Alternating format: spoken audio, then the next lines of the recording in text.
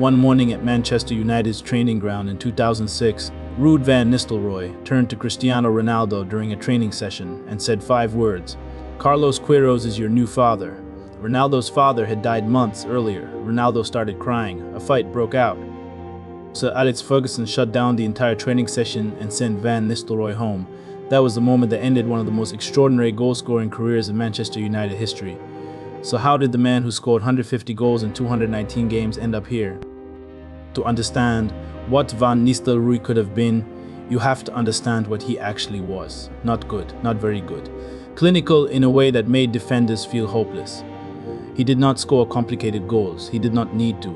He scored the goals that mattered. The ones that require perfect timing, perfect positioning, the ability to be in exactly the right place at exactly the right moment, and to never waste that moment when it arrived. Rio Ferdinand described him once.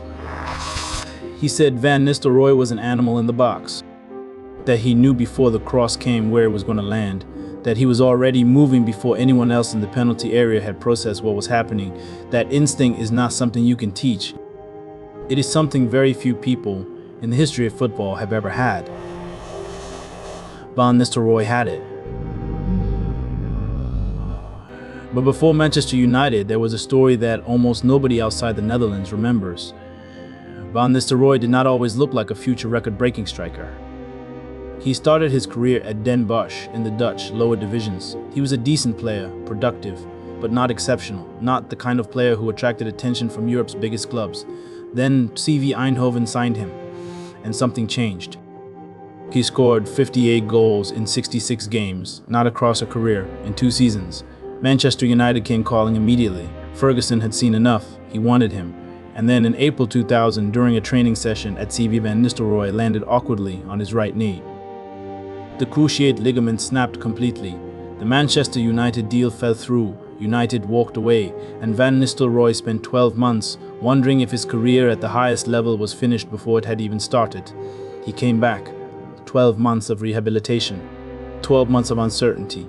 And then he came back to ECVA and scored 23 goals in 23 games. Ferguson came back too. United paid £19 million for him in 2001. At the time, one of the most expensive striker signings in Premier League history. And Van Nistelrooy repaid every penny immediately. In his first season, he scored 23 goals. In his second, 25. He scored in 8 consecutive Champions League matches, a record that stood for years. He reached 50 Premier League goals faster than any foreign player in the history of the competition. He was the best striker in England, possibly the best striker in Europe. And he knew it, but at United something else was happening alongside the goals. A 17-year-old Portuguese winger had arrived from Sporting Lisbon, tricky, electric, infuriating to defenders, but not yet a goal scorer. Cristiano Ronaldo wanted the ball, he wanted to dribble, to show what he could do with it, to entertain. Van Nistelrooy wanted the passes, he wanted the ball in the box, he wanted the chances, and the two things did not work well together. Louis Saha was at United at the time. He said Van Nistelrooy had the kind of ego where he wanted all the passes. And that sometimes for the development of younger players like Ronaldo and Rooney, it was difficult. Rio Ferdinand recalled a training session. Ronaldo had the ball wide and was doing tricks. Van Nistelrooy was making his run in the box. Ronaldo did not pass. Van Nistelrooy stopped, turned around, and said Ronaldo should be in the circus, not on a football pitch. Ronaldo got upset and angry.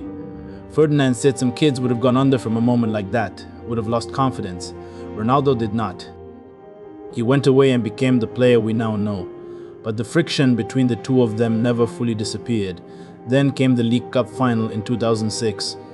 United reached the final, and Ferguson made a decision. He left Van Nistelrooy on the bench. Patrice Evra recalled what happened next.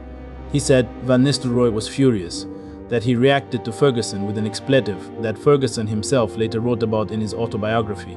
Ferguson said in his own book that Van Nistelrooy said "US" and that he would always remember it, but it was what happened in training shortly after that finished everything.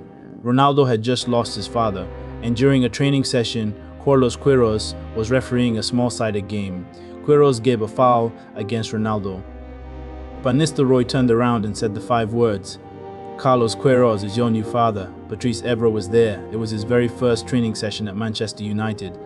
He said the session lasted 30 minutes before it ended in a fight. Ferguson heard about it. He sent Van Nistelrooy home, and later that summer Van Nistelrooy left for Real Madrid. Van Nistelrooy has spoken about the incident himself. He said he knew immediately that he was wrong. He said he walked into the dressing room and sat next to Ronaldo and apologized. He said the frustration came from somewhere, and that when you look back at 44, you understand things differently. He and Ronaldo have since said they have figured it out, that they have a perfect relationship now. But in the summer of 2006, none of that mattered.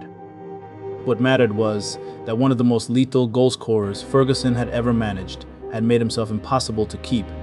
At Real Madrid, Van Nistelrooy scored 64 goals in 70 games in his first 2 seasons. Still elite, still clinical, still the same animal in the box that Ferdinand had described. But the injuries that had begun at Cive started to accumulate. His legs began to carry the weight of everything they had been asked to do. He moved to Hamburg, then to Malaga. And in 2012, at 36 years old, he retired. 150 goals in 219 games for Manchester United, 64 goals in 70 games in his first 2 seasons at Real Madrid. Numbers that most strikers in the history of football would put their career on the line for. And yet when people talk about the greatest strikers of his era, the conversation always comes with a qualification. What could he have been if the cruciate had not snapped in 2000?